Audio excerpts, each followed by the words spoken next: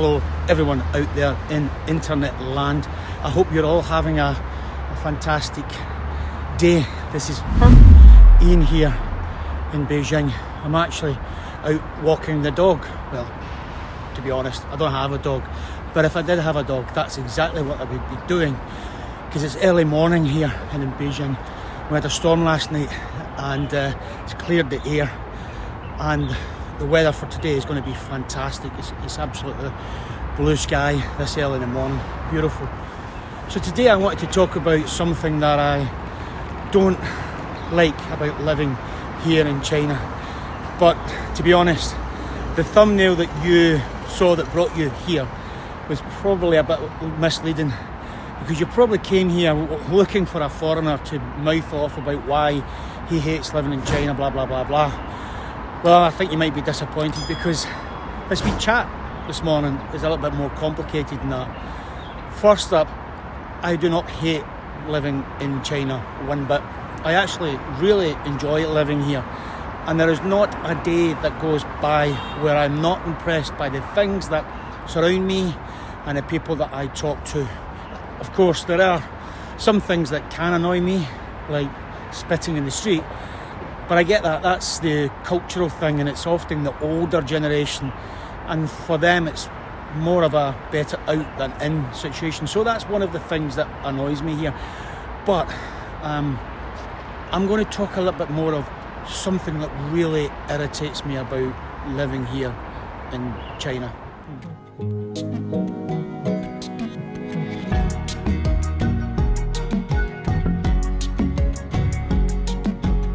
So I decided to take a seat, because walking around there with the camera, it was a bit shaky. So to get back to what I hate about living in China, it's not really about China. What I hate about living in China is the people that know nothing about China telling me, who have lived here for 7 years and also know not a lot about China, but they tell me what I should hate about China when they have close to zero experience of China. In fact, they've never even been to China, but they are experts because, you know, Facebook, Twitter, CNN, and their mate who knows somebody that tells them that China is this horrible place. It's always the same simplistic talking points as well that they put on my channel, comments at the bottom, things like, China is not a democracy. This usually comes from people who think they are living in a democracy, even though their governments are doing everything from introducing voter ID in the UK, or redrawing district lines, which we call gerrymandering, in order to keep people from voting or to push the vote in their favour. And if you took the time to investigate, you could find out that people in China actually do vote, and they do have a collective voice that makes a difference to the government and the choices the government make. I also hear the usual mention of human rights abuses, and in the same breath, it's always the mention of Xinjiang. Again, if they took the time to investigate, they would see that there was a complex terrorist situation that was resolved by means that did not involve killing millions of people like the West did with the Allies in Afghanistan, Iraq and other countries. In fact, Xinjiang, a huge area, has seen much of the area prosper through investment and support. Tibet is another point raised, and again I say go back and look into the history of Tibet and understand more of its awful history, actually.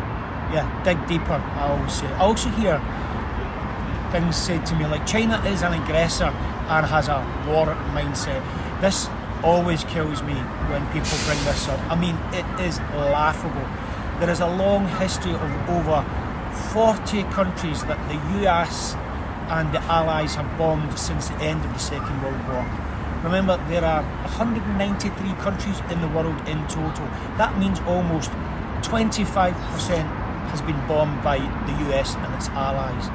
China has not, however, been anywhere near a war in over 40 years. And trust me, the West and their allies have many war crimes that they are responsible for. And here's one for you. Look up Kuwait Highway of Death. This is where the American war machine destroyed a retreating army, which is an illegal act during a war. I also see talking points like the lack of freedom of speech. Again, laughable.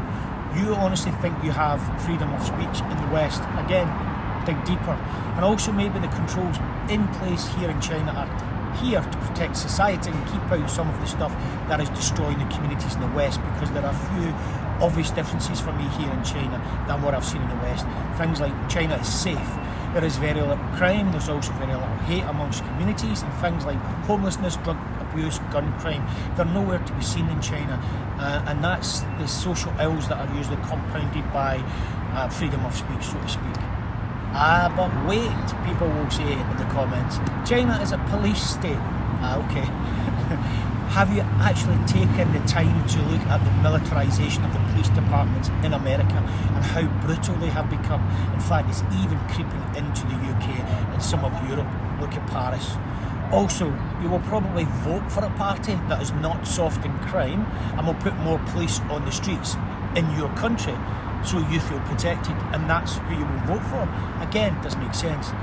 The people who are always leaving these talking points in my comments on the videos, often they should take more time to reflect and investigate deeper some of the points that they're told are real when it comes to China.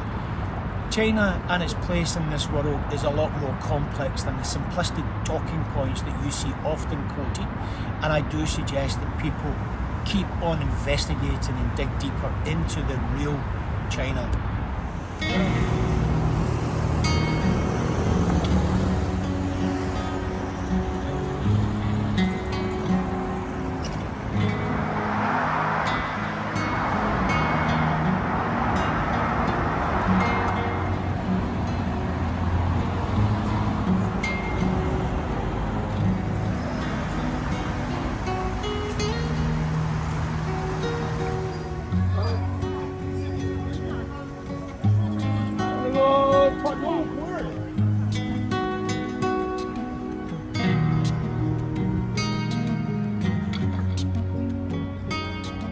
Decided to come to the park, which is a beautiful space. So as I said, investigate further, go deeper. There are lots of bloggers or vloggers like me, I suppose, if that's what you want to call me. We're walking around China right now, sharing stuff and pointing out how good things are. And I suggest that you follow them and learn firsthand about the real China.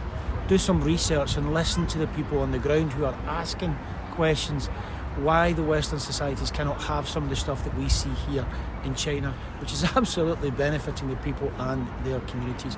But the truth be told, the uneducated, the guy learning from Facebook or his mate, will always say the same. It will always be me or these other vloggers. We're all being paid by whatever, we're shills, we're bought and paid for, blah, blah, blah. And that's the thing for me, you see the irony. The simple truth to that comment is that we're not. We're just impressed by how far China has come and how far they will go. And we ask the question of our own governments back in our countries back, wherever that may be. We ask the question, why is this not happening back in our societies? I think that's an important question to ask, and above all, we are trying to keep the peace. So this is Ian here in Beijing in a beautiful park, saying to you, take care of yourself, take care of your family, look after your community, and as always, peace out.